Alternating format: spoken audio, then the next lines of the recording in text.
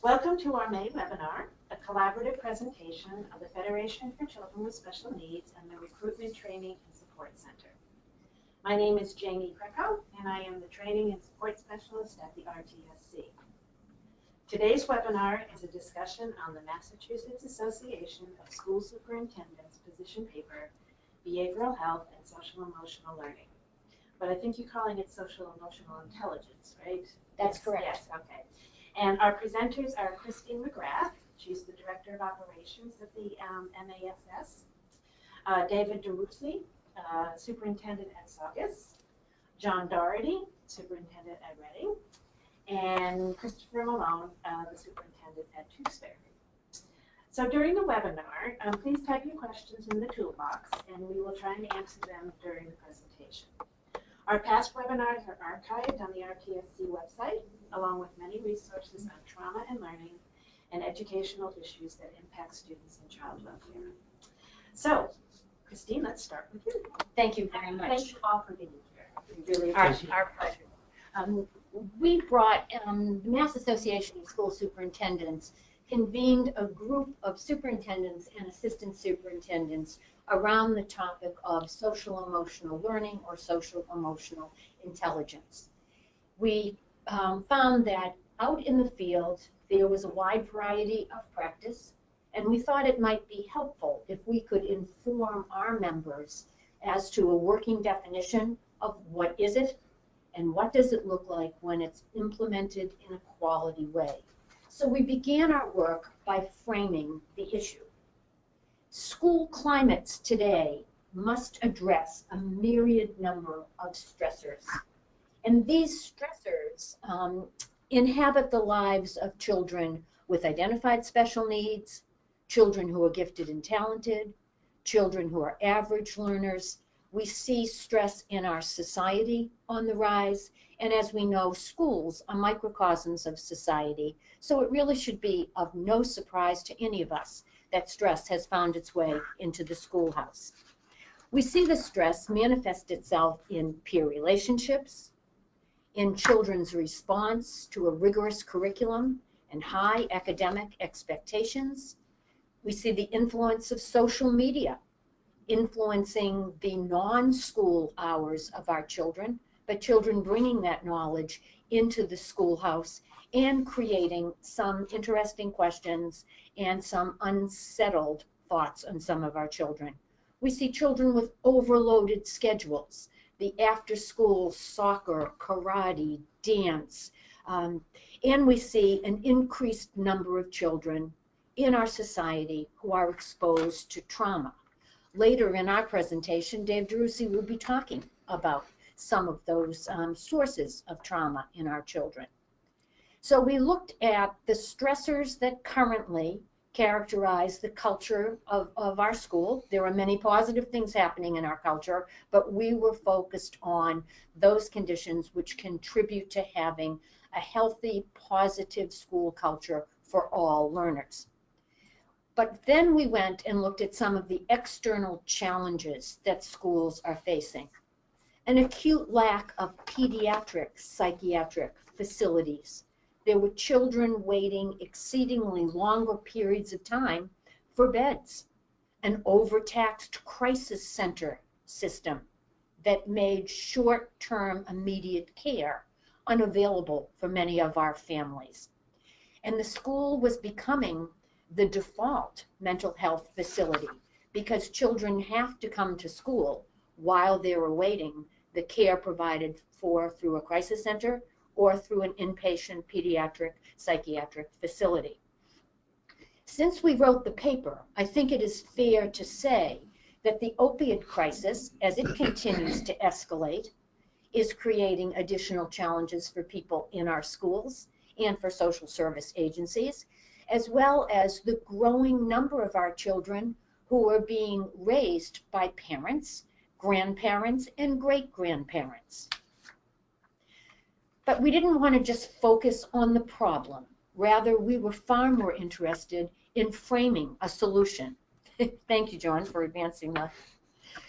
So we thought part of the solution was to partner with social service agencies to provide joint care within the context of the school day, to allow counselors to come in, counselors that were provided for by a social service agency, and to deliver that service during the course of the school day.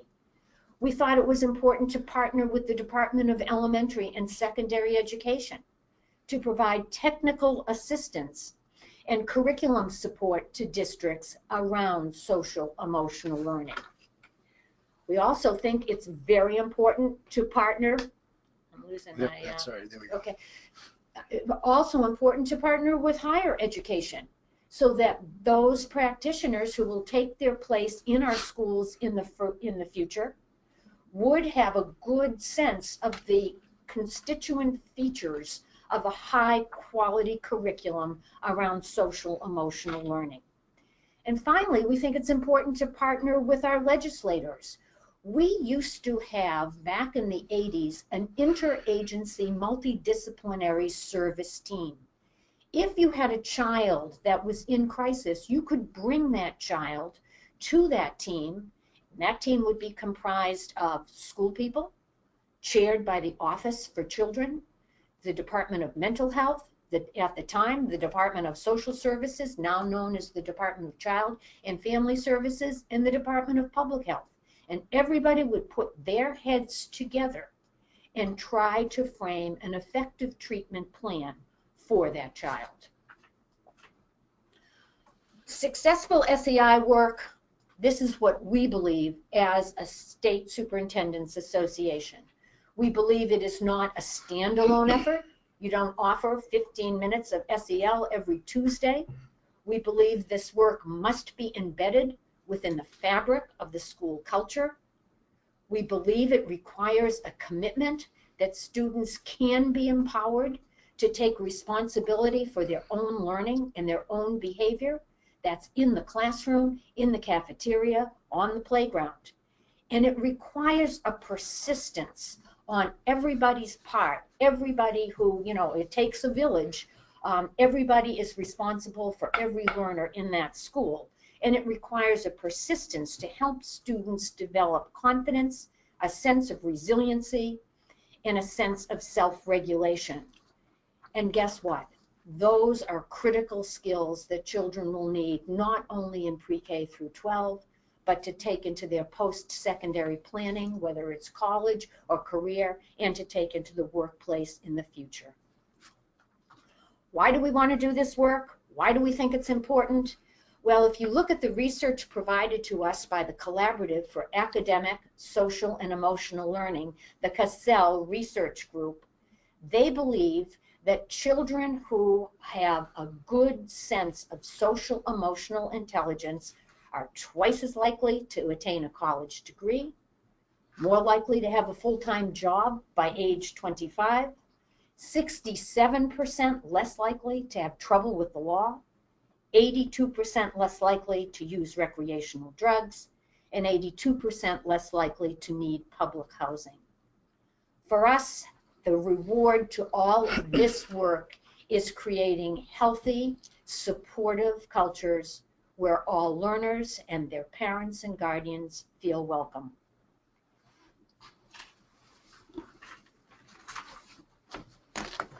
Thank you. My name is David DeRuosi. I'm currently the superintendent of Saugus, Mass.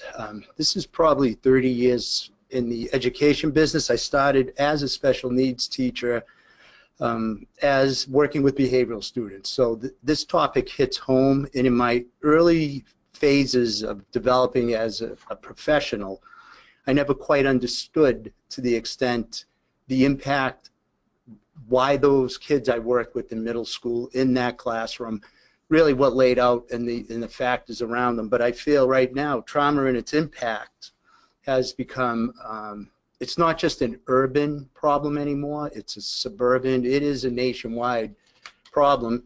And doing this work, I have been able to really learn more about the impacts of trauma and the types of trauma that our kids are dealing with every day. And again, it goes beyond regular ed and special ed.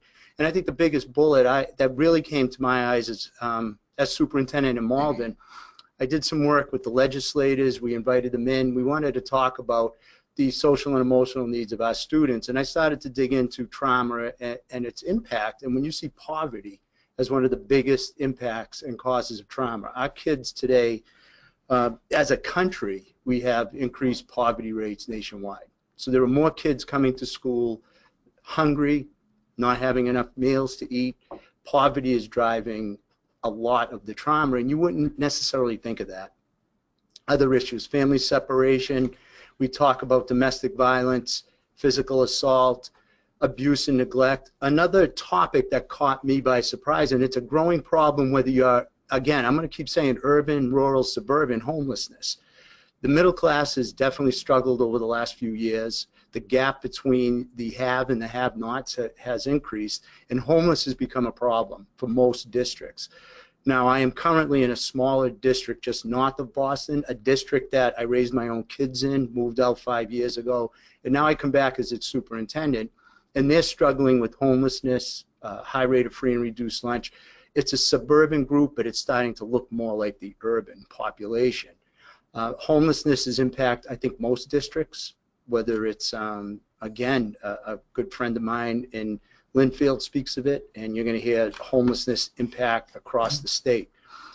Community violence. Some of our kids are traumatized just because they are watching it go on daily. You can't put the TV channel on that there isn't some level of violence happening in our streets, in our homes. And again, the reason I push this and mauled into the legislators is to expand the lens beyond it's just an urban thing. No, this is a nationwide problem, and we're dealing with it.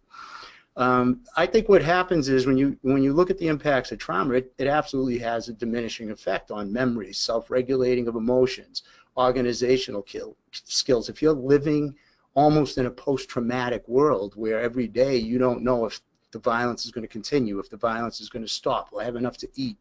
Is the only lunch I'm going to get on a Friday the last meal I'm going to have all weekend when I leave school?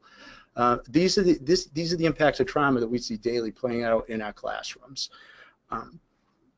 One of my pieces here too is this was actually, it was at a MASS summer conference that really flipped the switch for me, and I started to look at this. When you're looking at behavior disorders, you're looking at attention deficit disorders, we have an ability to say this child's suffering from X. But at a recent October meeting of the Essex DA's office, I listened to a clinical psychologist basically say some of these behavior disorders may be just the result of a child dealing with trauma. So as schools, we want to be able to build programs of support around to identify this is a child who's experiencing this type of trauma. Thus, you see these behaviors. It might have nothing to do with the child's cognitive or emotional ability other than surviving and dealing with the trauma in front of them. So I thought that made a lot of sense at that point, and I brought it back and shared it with the district of Saugus that I'm currently in. The impacts of trauma, huge. I think we're dealing with it all the time. And again, it goes back to what Chris was saying. The life stresses that are impacting students today is significant. And I also found some information on the impact on teachers. Our teachers are dealing in classrooms now where kids have significantly increased needs. The teachers are coming in. We're trying to work more with higher ed. Our teachers are also a product of trying to cope and deal with some of these traumas daily, and they're seeing things that are bothering them on a daily basis. So I think the idea of trauma and working around trauma, with trauma, and understanding trauma and its triggers will go a long way in helping all students in all schools in the state. And I think, David, you raise an important point when we talk about our workforce, our teachers, because our teachers certainly are not immune to trauma in their life. So I think as school leaders, we have to be careful to create those conditions that help everybody to feel as though they're working in a positive, supportive environment. 100%. That's a great point. David, if I could just ask a question also. I saw your statistic there about the number of teachers that are leaving after 5 years, I believe. I don't know whether there's a way to look at the data for the exit interviews, but are they saying they are leaving because of the stressful situations in classrooms? I believe that came out of a study done with basic research and interviewing teachers on the way up. But to piggyback on what Chris is saying, our teachers, some of them are younger and younger, and they may not have ever had that moment of trauma in their life. God bless them, and I'm glad.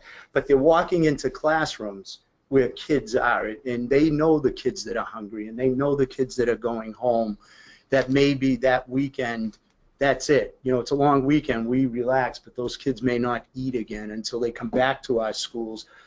And it was my time as a high school principal in Revere that I realized the impact when high school kids, they were always uneasy around vacation breaks too. And I would see them in my office during the Christmas break, the February break, because their attachment to the consistency of that school building and the significant others that are there for them. And again, with Chris's, I agree, I think administrators now, we have to lead with a very different light, and it's more of an empathetic lead, recognizing the needs of everybody in those schools. It's hard.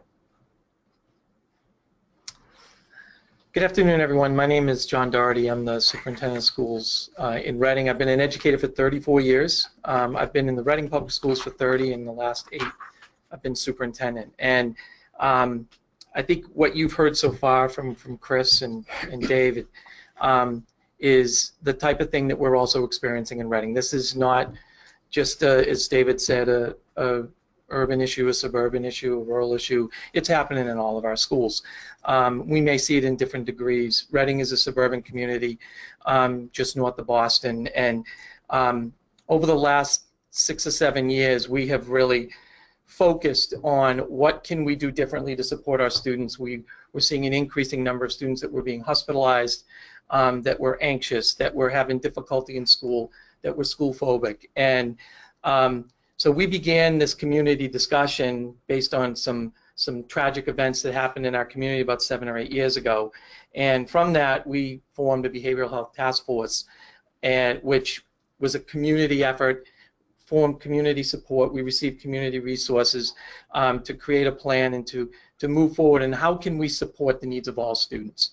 As part of that, we put a position in place, kind of like the person that was going to be the cheerleader, that was going to oversee this, a district leader for social emotional learning.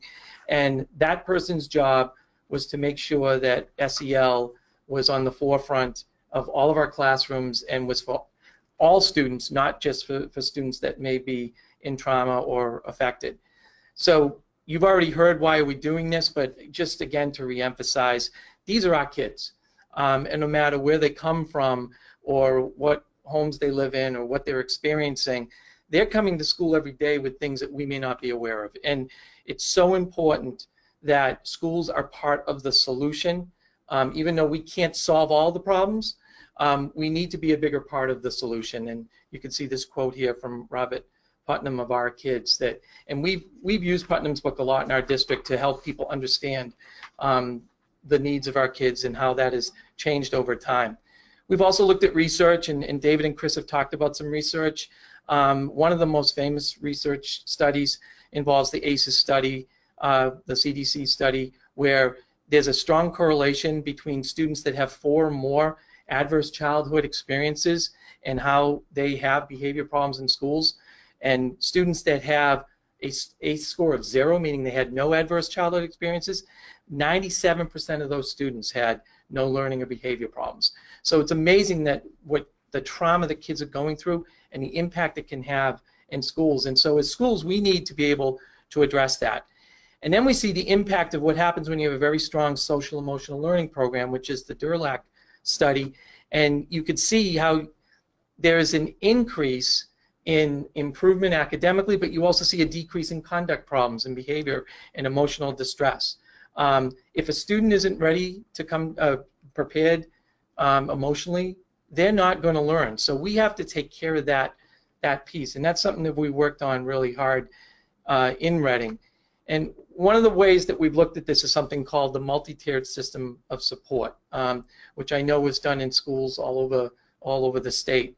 Call it MTSS, and really it's taking a look at 3 areas: the systems approach, which is supporting the staff behavior, making sure the adults are taken care of, giving them the tools that they need, the practices that we're doing each and every day, which are the tiered systems, and some of them are interventions, and some of them are things that we're doing for all students, and then the data that we're collecting and the decisions that we're making based on that data. And this is going to lead to positive outcomes. So that's the approach that we've taken through this. And so first I want to talk about the actual systems piece. So MTSS is a framework. It's not, we don't do MTSS, it's a structure and a framework for enhancing the adoption and implementation of evidence-based interventions to achieve academically and behaviorally important outcomes for all students. And I think it's important, this is for all students, and depending on where a student is the types of supports and interventions that they receive. So this is a common symbol in the MTSS world. What we've tried to do in our district, because we learned early on that you can't just look at this as a behavioral issue, you have to look at this as an integrated solution. So we look at it through three lenses: the academic, the behavioral, and the social. And you look at this through three tiers. So all students get what's called Tier 1. And this is your basic curriculum. This is your social emotional learning curriculum that all students get, your PBIS framework, positive behavior intervention supports. So all students get that. And for most students, that's all they need. And then for students that may need some specialized intervention, for students at risk, you give a Tier 2 or a secondary prevention. And then finally, for those students that need more individualized systems, we would use a Tier 3 approach. So the Tier 1 approach is to prevent harm, the Tier 2 approach is to reverse harm, the Tier 3 approach is to reduce harm. So I'm going to very quickly go through this piece. And really, what a Tier 1, there's a lot of components to this, but you can see here that they all need to be working together. You need the professional development. You need to hire teachers that believe in this method. You need the coaching support from administrators and other adults in the system. You need district policies and support from administrators, or this isn't going to be happening in the schools. And you need to make sure that you're using data effectively and making changes where it's necessary. So in Reading, you're looking at the actual curriculum. We have some curriculum at each level. These are things that we continue to work on. Even all the way down to preschool, we want to make sure our students are focusing on ways that they can cope with any types of stressors and anxiety. So we're doing yoga and things like that at our preschool level, and mindfulness and activities like that. At our middle school level, where it's obviously a different developmental phase, we want students to be able to take a look at the types of things that are happening in society and making good decisions. So we're using things like facing history and making sure our health classes have appropriate curriculum. And then at the high school, again, a different developmental stage, we're taking a look at things, what we're doing again in our health curriculum through our guidance department with individualized workshops and also some other electives. So it's setting up that Tier 1 for everyone to making sure that they have the supports that they need. You also need to make sure that this is part of your district improvement plan, and you can see here that we are in our improvement plan, we have that MTSS embedded in. We have 4 focus areas. One of them is social emotional learning, and another one is closing the achievement gap. Those are 2 critical areas that we have been focusing on in our schools, and then there are steps that we take to address those focus areas. And then you can see here, here are the outcomes that we plan to achieve in the different focus areas, so that there is a coherence between what is happening at the district level to what is happening in the school improvement plans to the individual teacher goals. So the individual teacher goals are reflective of one of these or 2 of these 4 focus areas around the topics of closing the achievement gap or social emotional learning. And then finally, the data piece. There are different pieces of data that we collect, that we take a look at, from the Youth Risk Behavior Survey data that is given every 2 years, and we look at things like attendance. We take a look at the recognition system that we're using. We obviously look at academic data, and even demographic data in terms of students that have maybe early warning indicator system scores or the enrollment in AP and honor courses, and then perception data. We have our teachers use screeners and for students to see what are students that could be at risk and what are the types of things that we want to do to help support them. So we obviously don't want any student falling through the cracks. And then finally, and again, we're not going to go over these, but here are some examples for slides that you can refer to later of the different supports for Tier 1, 2, and 3 that we have at the different levels. You can see at the elementary level and at our middle school level and at our high school level. And then finally, the challenges that we're facing is that this is an ongoing journey. We're never going to be able to completely address this, but we have to continually look at the challenges, face the challenges head on, make sure that we're flexible in using the data to make decisions in the best interest of students. And that's the whole reason that we have to keep pushing, that this is all about the kids. This is all about the students and making sure that they have the supports that they need so that they can be successful. You know, John, I'm listening to you talk about all of the initiatives that you have underway in the Reading Public Schools related to social emotional intelligence, social emotional learning. If I'm a parent listening into this program, and I'm the product of a very traditional reading, writing, and arithmetic curriculum, I might draw the conclusion that we're taking time away from the essential building blocks of the academic curriculum as we knew it in our day. How would you respond if I were to ask you that question as a parent? So there's a couple of ways that we look at it. First, there are ways for different curriculum areas you can actually embed the social emotional learning. I mean, history is a perfect example of some of the things that you can do in your history curriculum to talk about the past and how that could affect the future. So we do that a lot in our history classes, but there are also other opportunities, teachable moments, maybe in current events or things like that you can point to. But we also want to make sure that kids have time during their schedule to take breathers. And so that's why we embed the mindfulness activities, the yoga, play, recess. These are things that are really important as part of the student's daily life, because if students don't have that downtime and the ability to be able to cope with the stressors of school, that's not going to help with their academic progress. We talk about work-life balance. Exactly. Exactly. It's school-life balance Yes. for our youngsters. Thanks.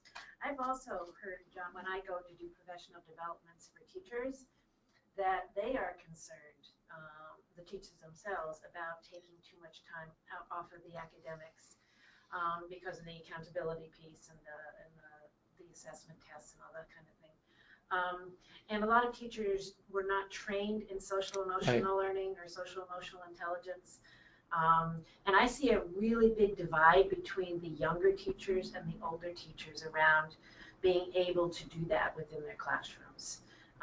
So there's going to be a lot of professional development, which I don't think is part of any kind of mandated money given to you guys. Right. So, you know, you're going to have to find that, again, in a budget somewhere, because I think a lot of teachers don't have the ability or don't have the training to bring the two things together, especially because, as you said, embedding it within the curriculum, I think, is very difficult for a lot of teachers.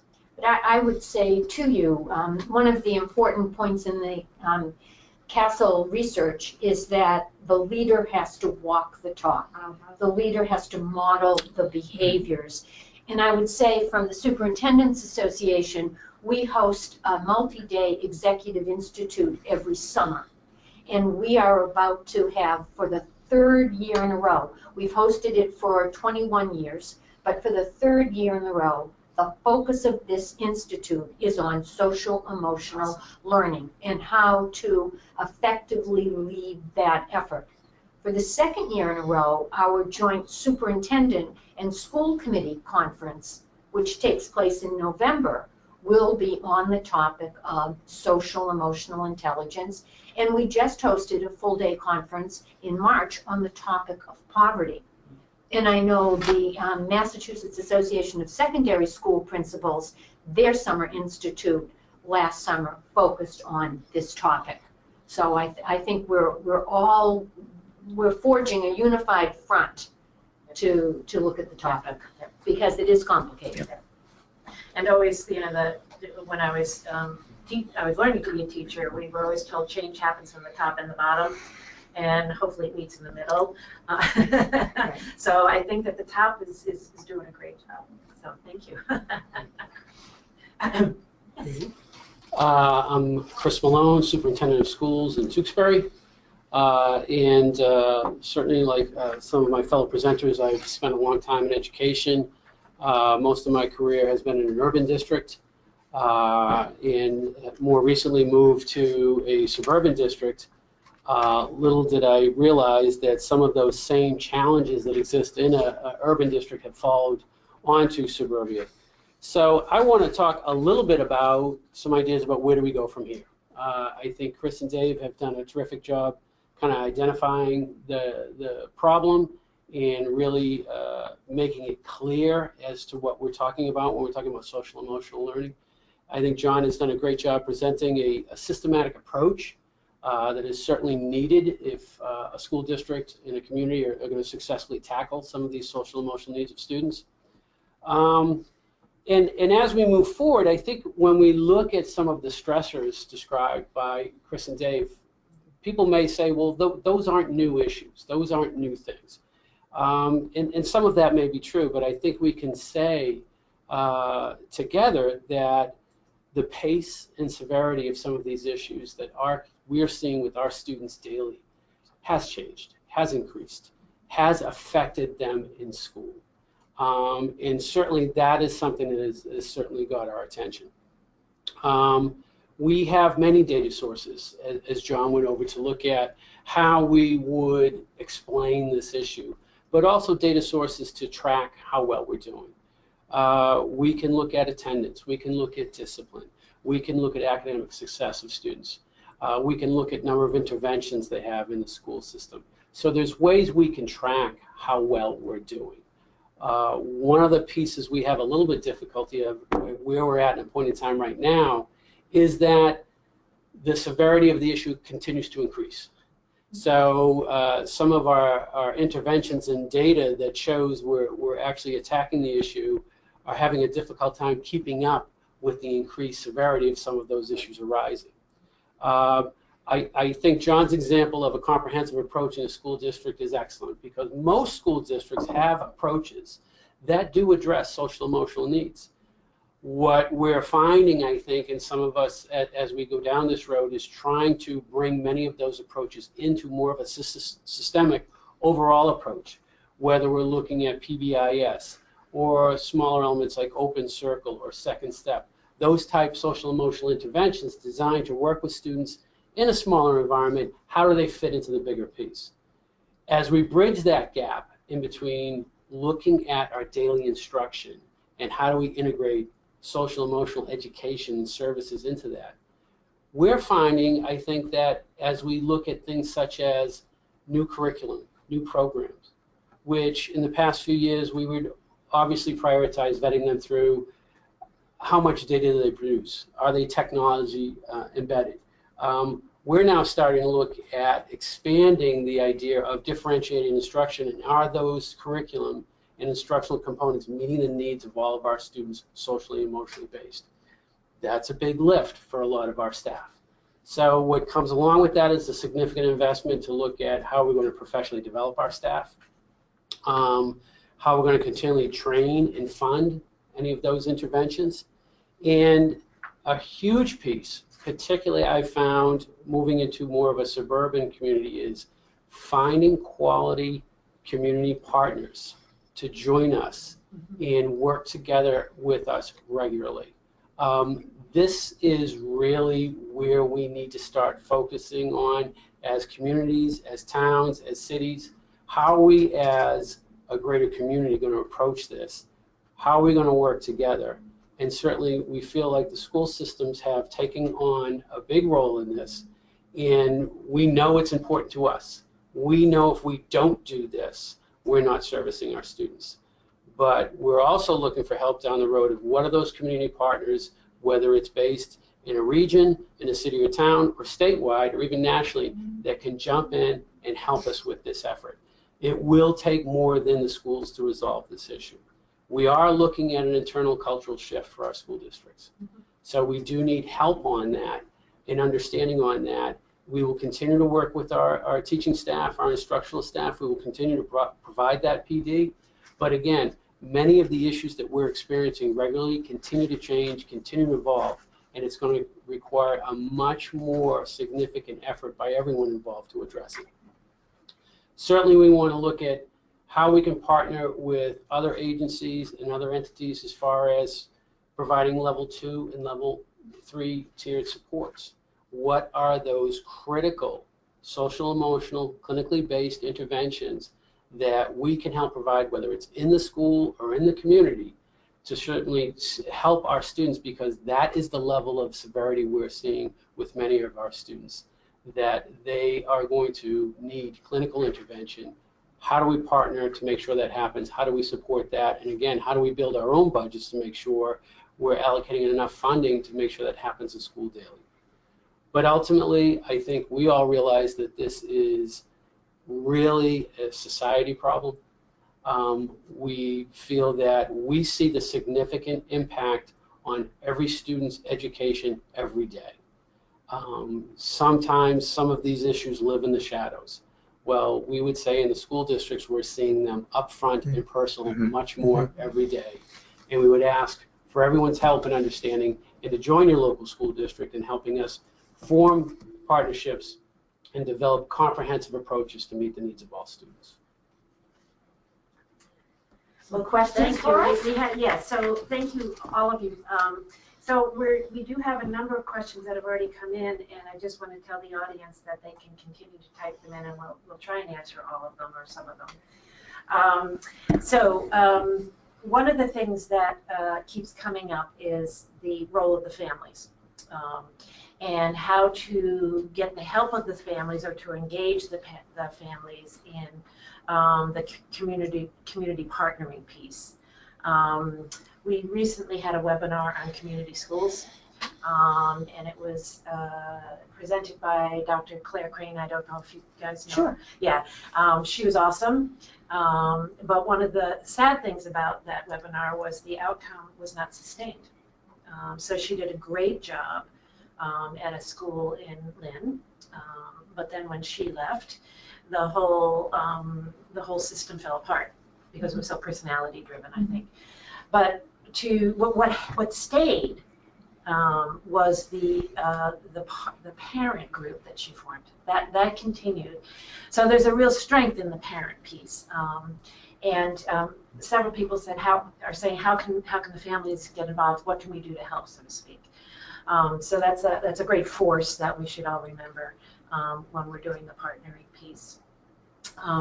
One of the other questions that have come in a couple of times is the whole idea of the discipline. Well, it's kind of chapter 222. Yeah. And I know we have several pieces of legislation that are coming out that are kind of along these lines. The Safe and Supportive School Act, chapter 222 is huge. And to align the accountability of behaviors with the neurological piece around trauma and how we know that the kids have actually developed different types of neurology. So suspensions, detentions, in-school suspensions, that kind of thing. Some people are asking how does this align with the new SEI? Well, what we hope, and I'll start, and okay, great. This gentleman may have an expanded perspective on it. We did a lot of work with a trainer called named Jessica Minahan. Yes, she has presented webinars for us. Terrific. Yeah. And I think my big takeaway from her presentation is it is truly a gift that you can give to a child.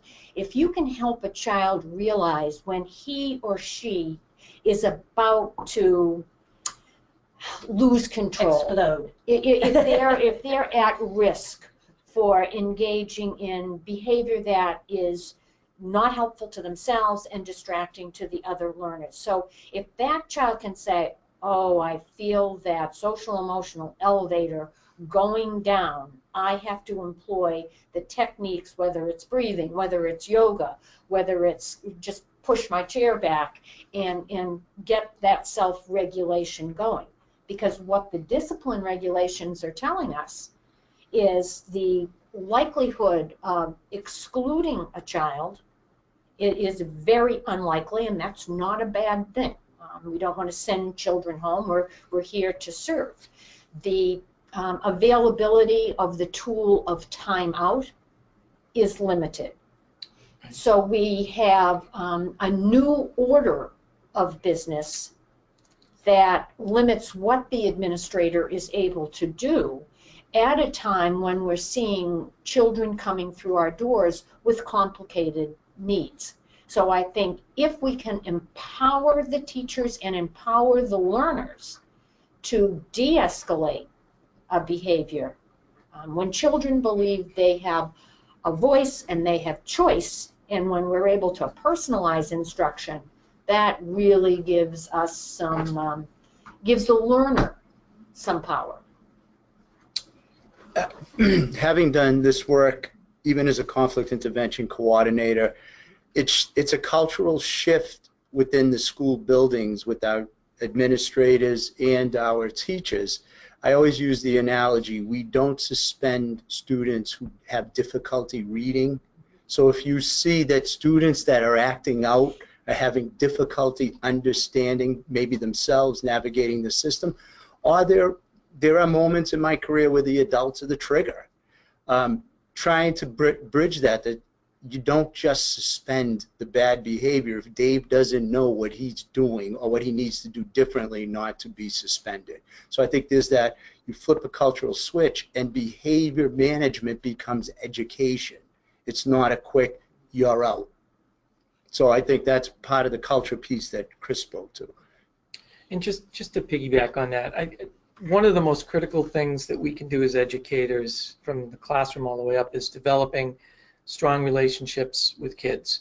And it's those relationships and the strength of those relationships so that you're building trust with kids and students and children, so that when you have situations that Chris is talking about, those kids are going to realize, hey, you know, I'm going to think twice about this because I have a really good relationship with this adult and I don't want to disappoint them. That's right. So that's a big piece of this, and that's one of the things that we've tried to work really hard with in our district is, you know, getting teachers the training to identify what are the things that are going to trigger that we want to stay away from, and how do you develop those relationships with the students, so that it's, again, more the behavior management piece that you were talking about, so that students aren't as eager or necessarily going to go in a direction that we don't want them to.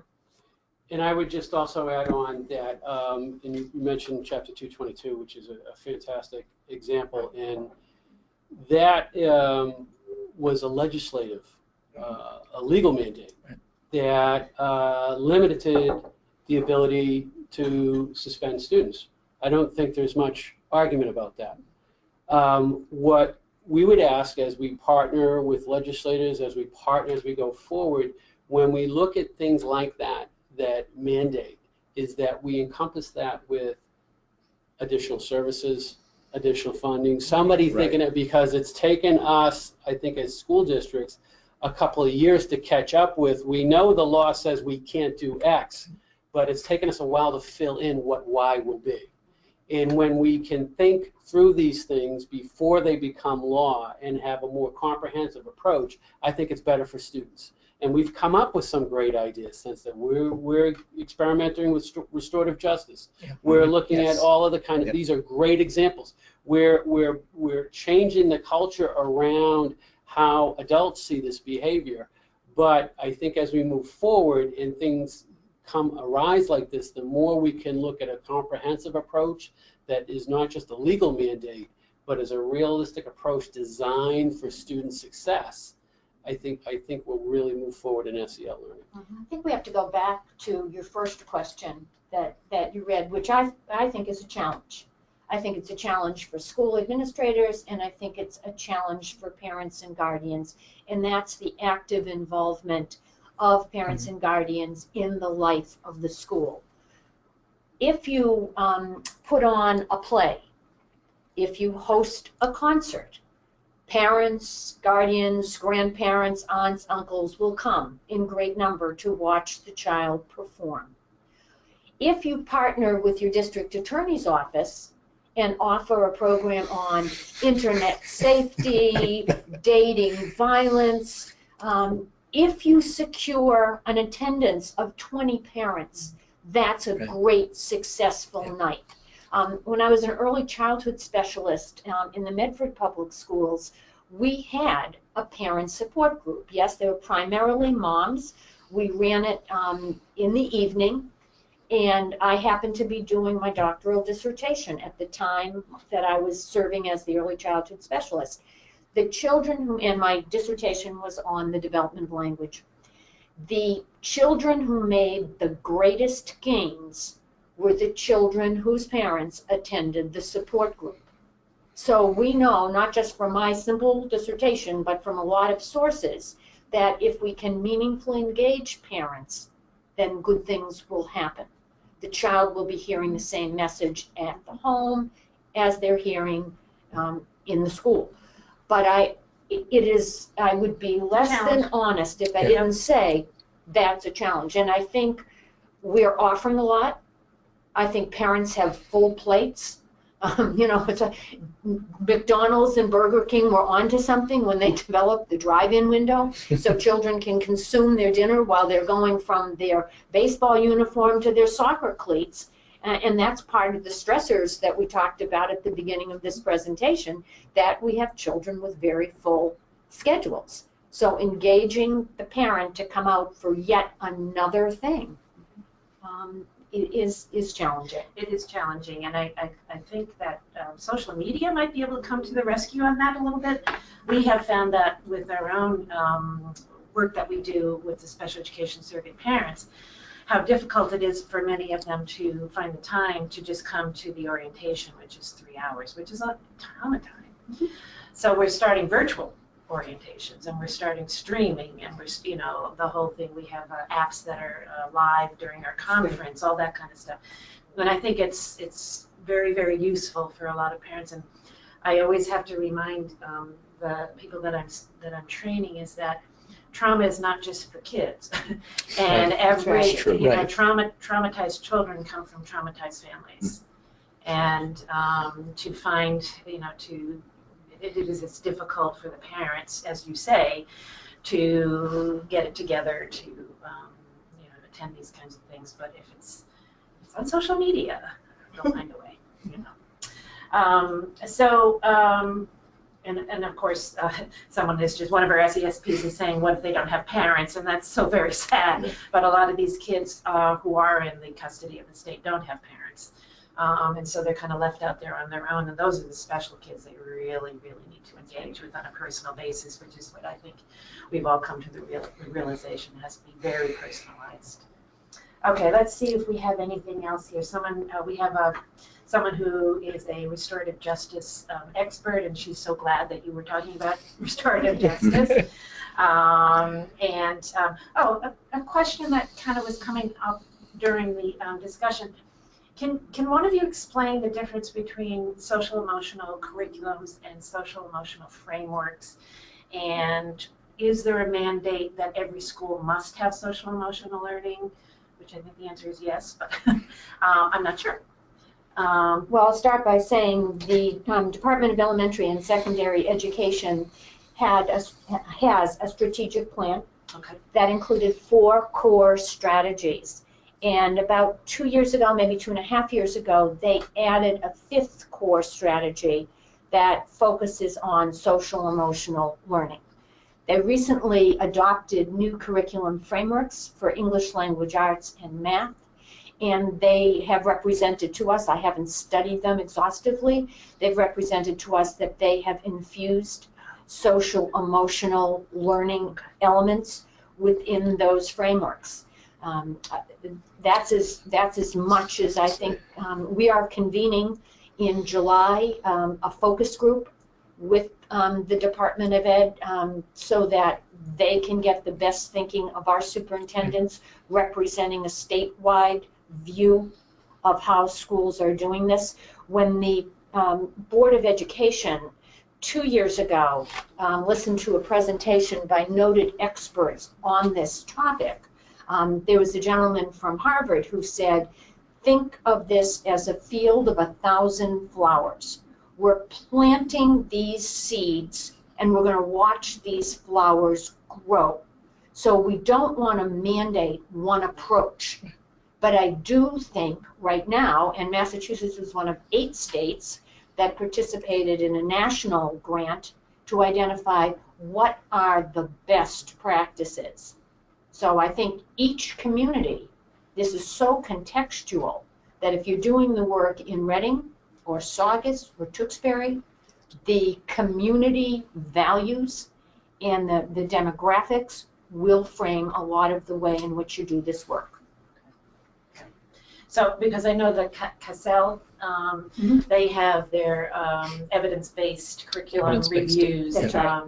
and I've looked at them, and some of them I've never heard of, but I know the Open Circle is one of the big ones. Circle. Second Step is one of the big Ovaeus. ones. Yeah, Responsive classroom. responsive classroom. Yes, and I know that a lot of the Boston Public Schools, I think, uses Open Circle in their younger grades. I'm not sure what they do in the upper grades.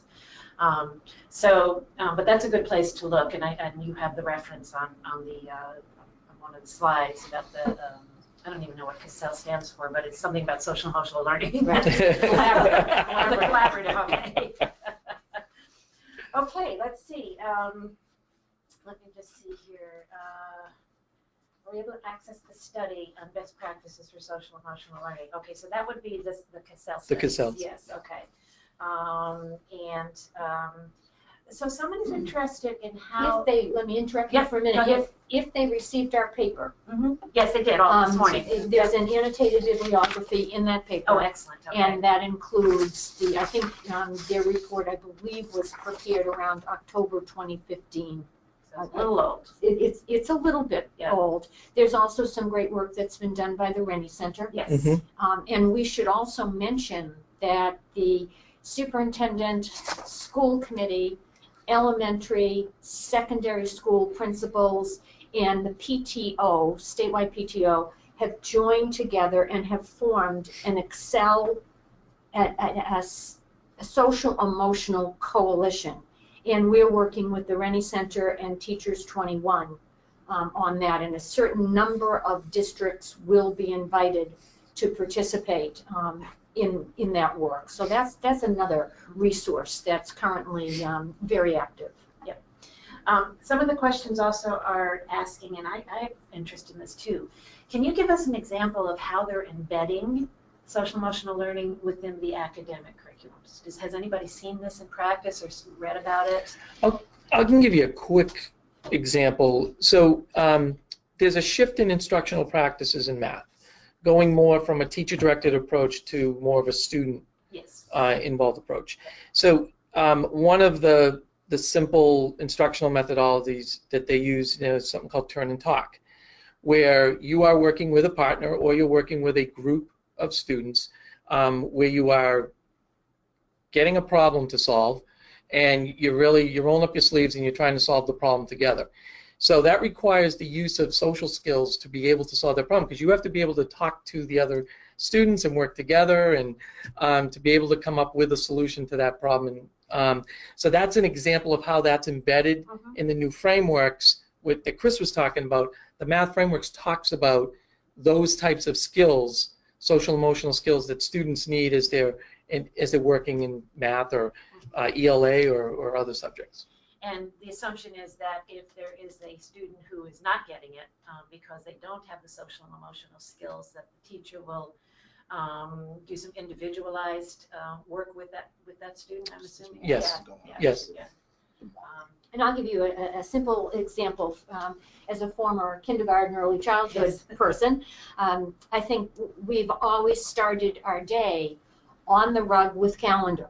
Calendar, days of the week, months of the year, seasons, and to that, many kindergarten teachers and early childhood teachers have added in the circle, you extend your hand to the child beside you, and you shake the hand, make the eye contact, and say, "Good morning, David."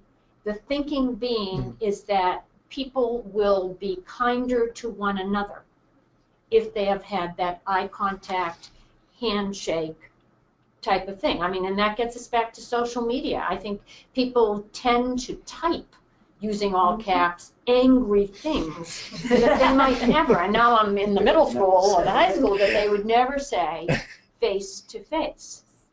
And certainly these folks as superintendents probably are on the receiving end on a regular basis of some of that type of correspondence that a person would never say to you. We just had a wonderful program on civility, and our keynote speaker was Andrea Cabral, who was the former sheriff of Suffolk County.